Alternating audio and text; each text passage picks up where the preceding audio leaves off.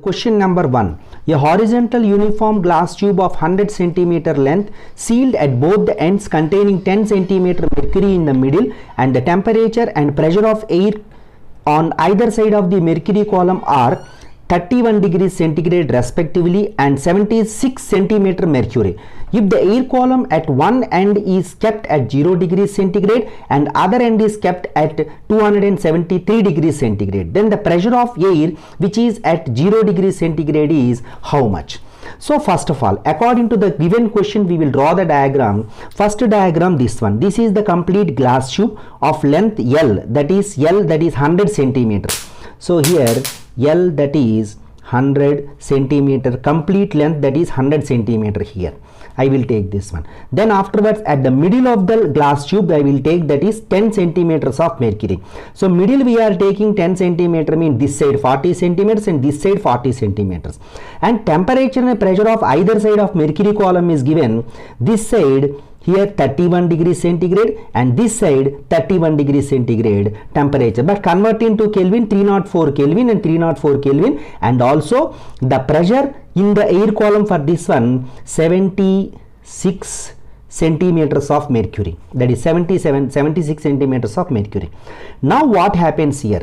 If the temperature maintained for this glass tube, one end 0 degrees centigrade, other end 273.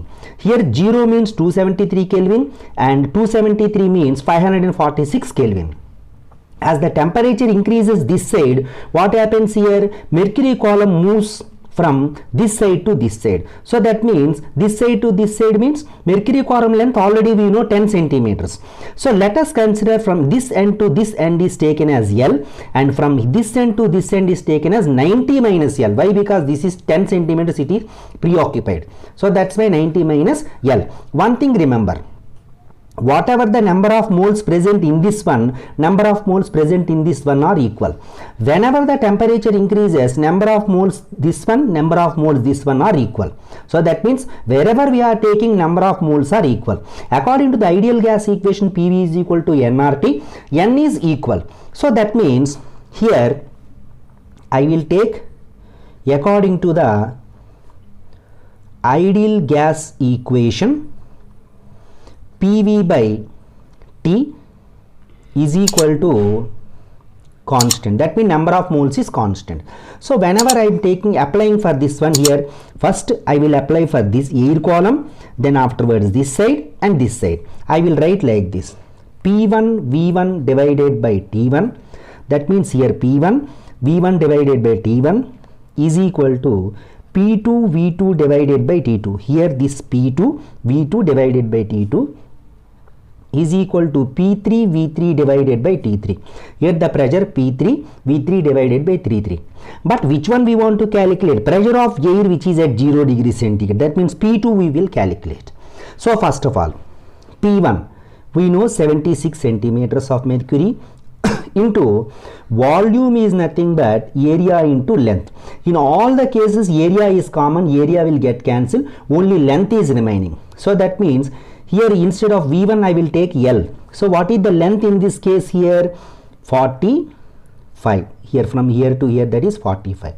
Divided by, what is the temperature here? 304 Kelvin is equal to P2 into V2 means what is this length here? I will take L divided by temperature how much? 273 Kelvin is equal to P3. P3 means how much here? We want to calculate that P3 is P3 into length how much here? 90 minus L divided by T3 how much here? 546 Kelvin. So here all Kelvin units are there here. So then what happens in this case? First I will write like this. This is the first, second and third. By calculating length only we will calculate the pressure. So that's why first of all I will calculate length. So I am taking here 2 and 3. But remember here very important content here. P2 is equal to P3. Why? Because the pressure difference at these two cases are 0. So that's why P2 is equal to P3. So first I will write these two equations. P2 into L divided by 273 is equal to P3 times 90 minus L divided by 546, 273 2 times, P2 P3 cancel. Why? Because P2 is equal to P3. Why? Because mercury column which is at rest. Mercury column at rest. So that's why P2 is equal to, pressure difference is 0. So then what happens here? Multiplied with here 2L is equal to 90 minus L. So 3L is equal to 90. L is equal to 30. We are getting that L is equal to 30 centimeters. But which one we want to calculate? Pressure P2. So that means from equation 1 into 176 into 45 divided by 304 is equal to P2 into 30 divided by 273. P2 is equal to 76 into 45 into 273 divided by 304 into 30. After calculating all these values, we will get that 102.4. 102.4. So it is the option. Which option is correct here? Option C is correct. Now the question number 2. The temperature of 5 moles of gas at constant volume is changed from 100 degrees centigrade to 120 degrees centigrade. The change in internal energy is 80 joules. The total heat and capacity of the gas at constant volume will be in joule by Kelvin is how much? That is, joule by kg is how much? So what happens here? Heat capacity we want to calculate here. So then what happens in this case? First of all, we will take like this. So 5 moles of gas, I will write like this. 5 moles of gas, that means for 5 moles of gas, change in internal energy du is equal to 80 joules. Now for 1 mole of gas, change in internal energy du is equal to 80 by 5 is equal to 16 joules. But here change in temperature, change in temperature delta T is equal to initial final temperature, that is 120 degrees centigrade, initial temperature 100 degrees centigrade. So 120 minus 100 is 20 degrees centigrade. But here one thing we have to remember, heat capacity of the gas at constant volume. So heat capacity at constant volume is nothing but Ms delta T is equal to 16 joules. That means internal energy is nothing but heat capacity. So here Ms delta T. Mass already we know this one, the temperature of 5 moles of gas. Here we are taking only 1 mole. So that's why 1 into specific heat I will take S into delta T, rise in temperature already we know that 20 degrees into 60. So specific heat, that is heat capacity of the gas is equal to 16 divided by 20 is equal to 0.8. That is, here specific heat S is equal to 16 by 20 is equal to 0.8 joule by Kelvin. So here we want to calculate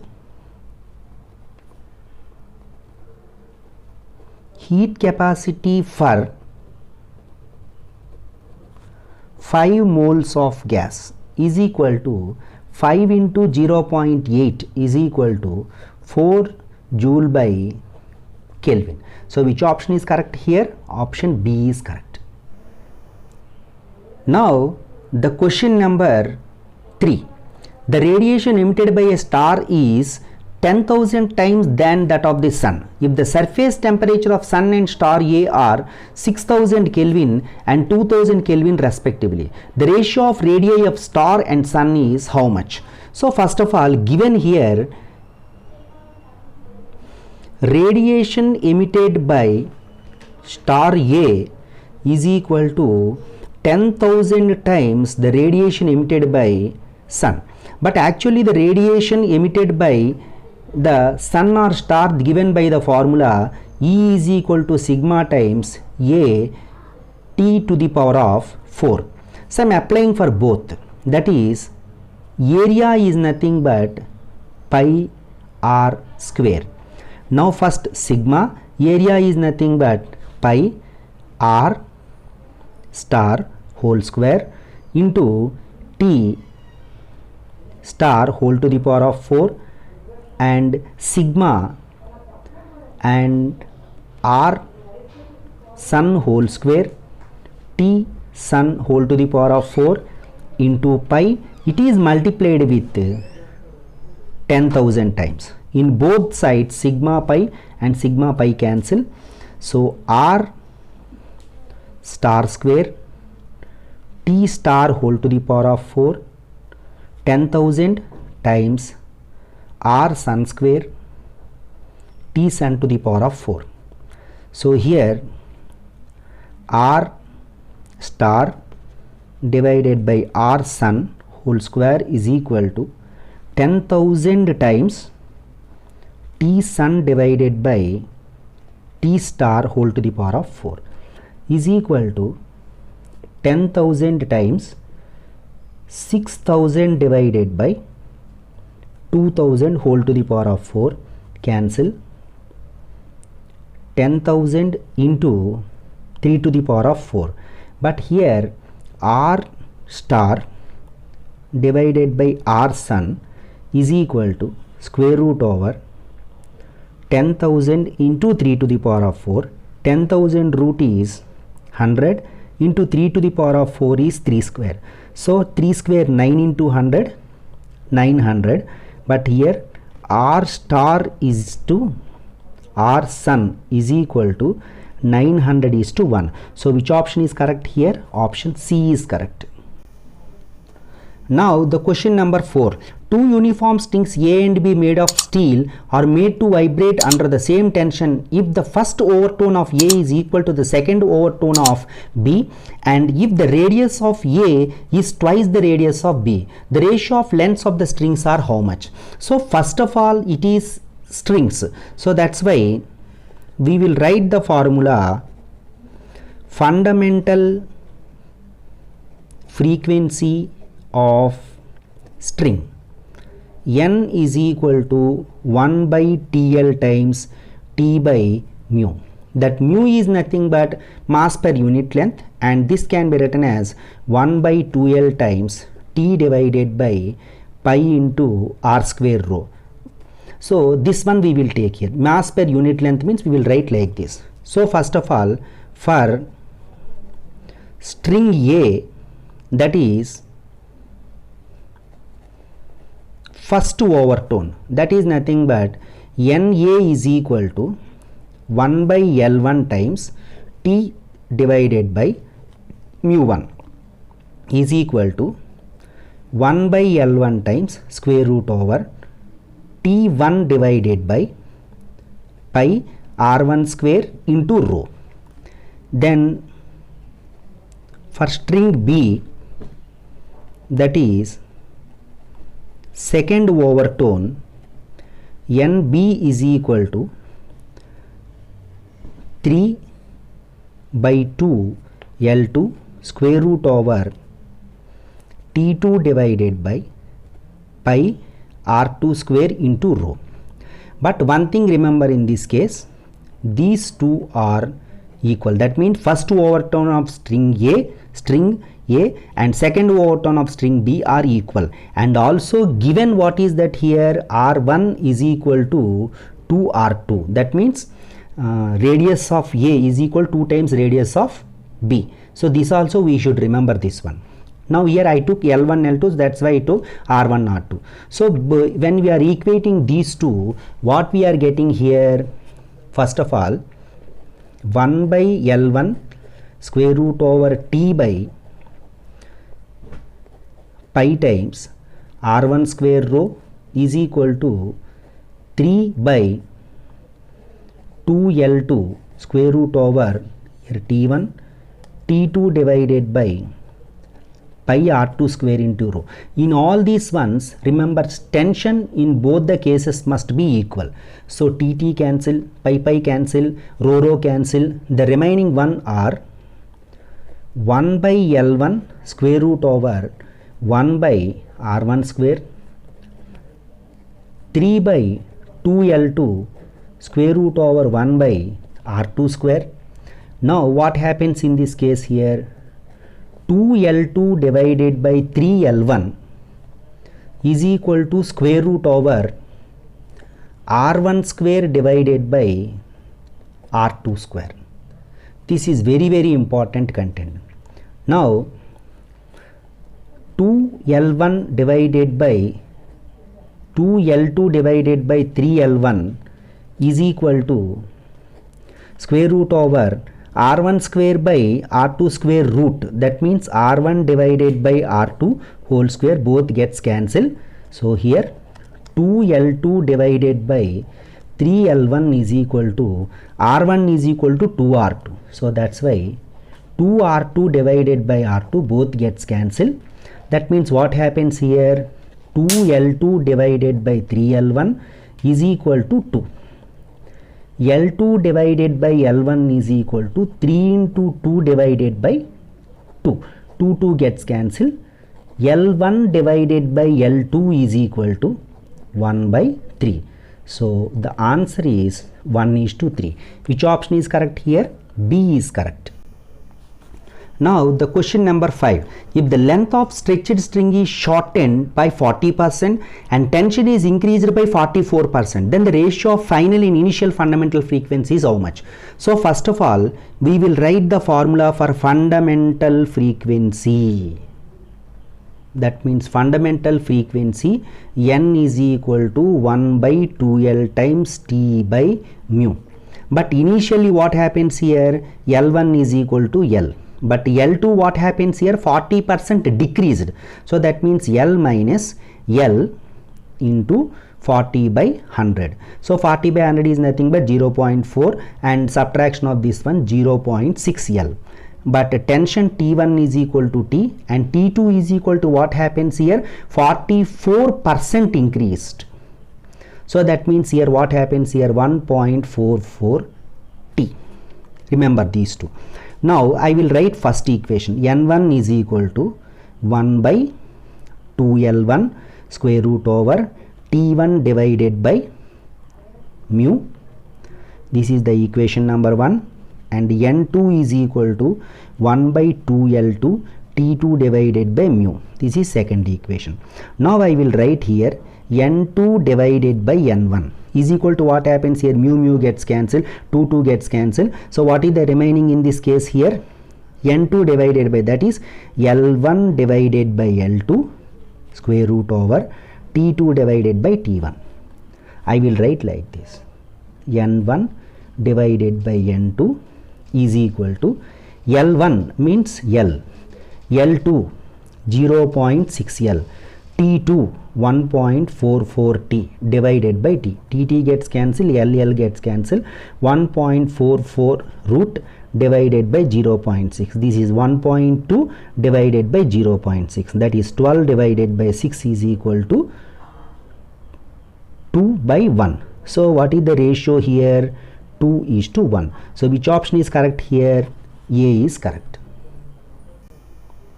Now the question number 6. A ray of light of incident on the hypotenuse of a right-angled prism after travelling parallel to the base of the side of the prism. If mu is the refractive index of the material of the prism, the maximum value of the base angle for which light is totally reflected from the hypotenuse. So here to calculate which one here? Base angle, theta required. So first of all, we will draw the diagram like this. This is right-angled prism. So right angled prism, first of all what happens, a light which is incident like this, then afterwards it is parallel to the base, then afterwards what happens here, it is totally internally reflected. So this angle is theta and this angle is theta and this angle is theta. When it is totally internally reflected means what happens here, this one we will take as some angle C. That is, if it is greater than critical angle, then only the total internal reflection will takes place. One thing remember. So first of all, we know that what is that here, mu refractive index is equal to 1 by sin C. Refractive index of the prism we will take as mu.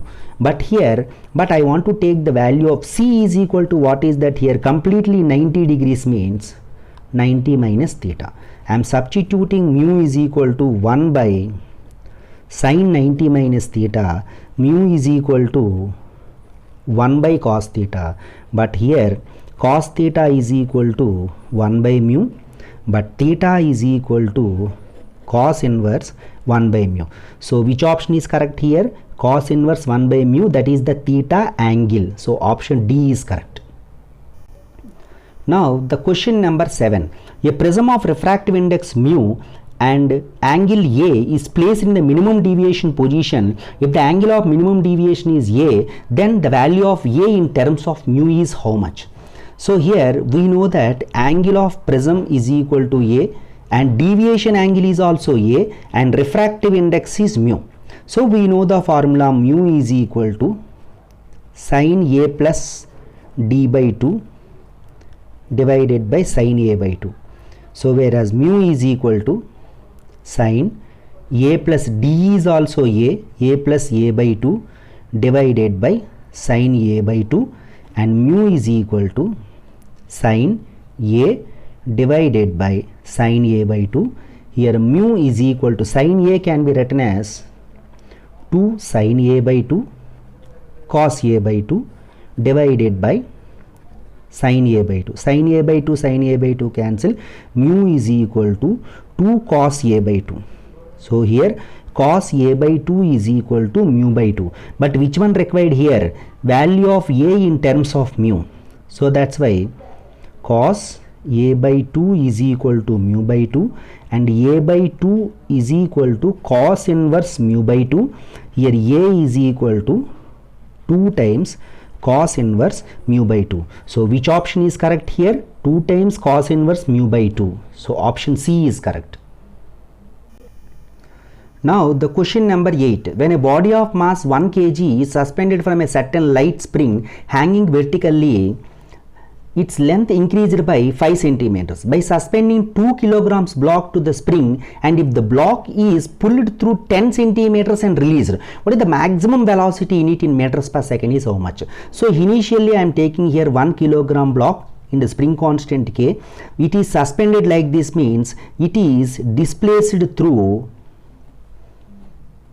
5 centimeters, that I will take as some x1 value. Then afterwards, after placing 2 kilograms weight, then afterwards it is pulled down up to 10 centimeters and then left.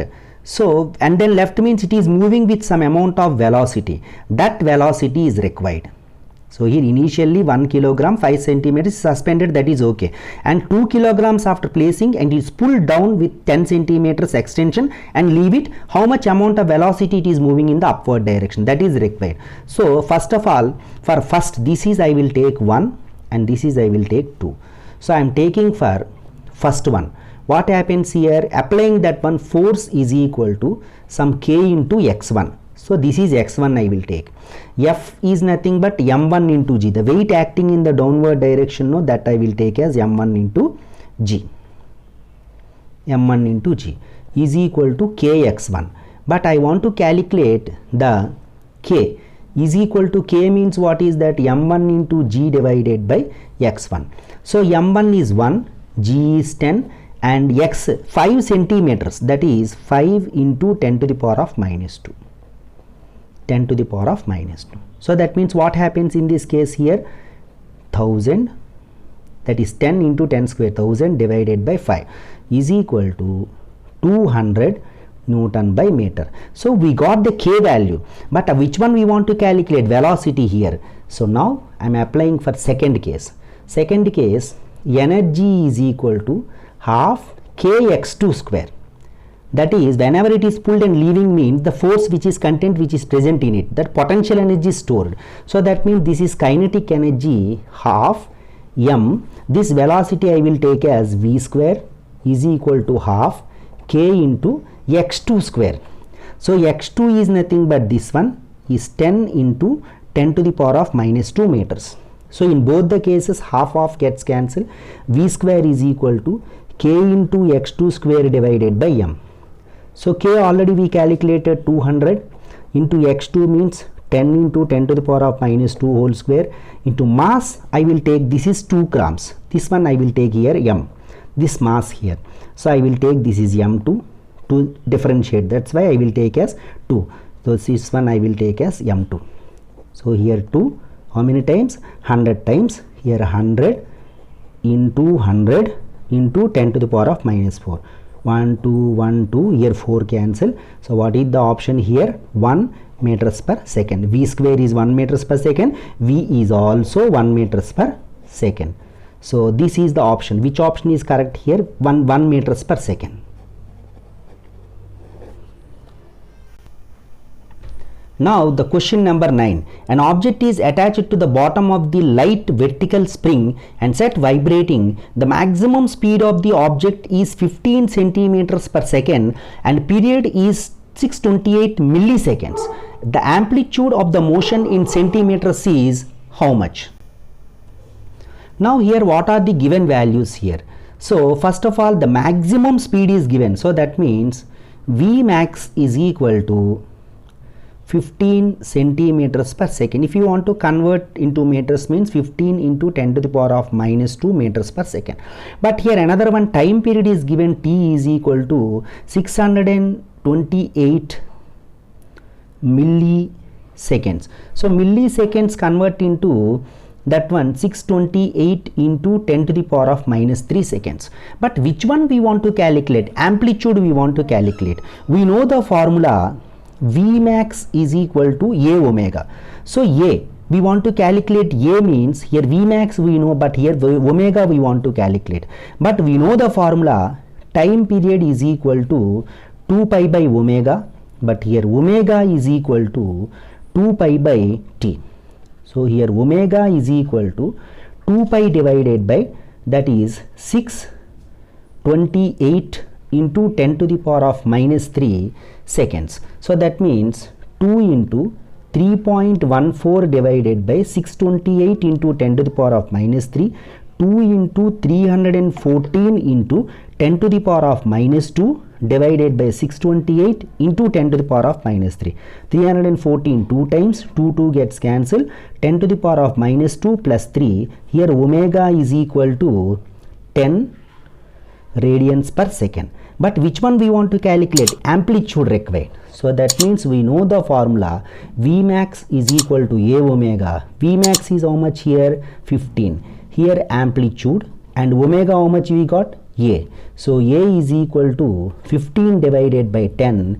A is equal to 1.5 centimeters. Why? Because they asked in centimeters. So that's why no need to convert into meters. So amplitude is equal to A is equal to 1.5 centimeters. Which option is correct here? Option B is correct. Now the question number 10. Bulk modulus of water is 2 into 10 to the power of 9 Newton by meter square. The pressure required to increase the volume of water by 0.1% in Newton by meter square is how much? So here first of all the bulk modulus given. Bulk modulus K is equal to 2 into 10 to the power of 9 Newton by meter square is given, and pressure required to increase the volume of water by 0.1%. So first of all here change in volume delta V is equal to 0.1% of V. So that means 0.1 divided by 100 of V is nothing but V into 10 to the power of minus 3. So that means delta V is we know. But actually we know that bulk modulus K is equal to pressure divided by change in volume divided by original volume. So here P into V divided by delta V by V. But here pressure required, P is equal to what is that here? K into delta V by V. So what is K here? 2 into 10 to the power of 9. Delta V by V, that is V into 10 to the power of minus 3 by V. V gets cancelled. 2 into 10 to the power of minus 9 into 10 to the power of minus 3 is equal to 2 into 10 to the power of 6 Newton by meter square. So which option is correct here? Option C is correct.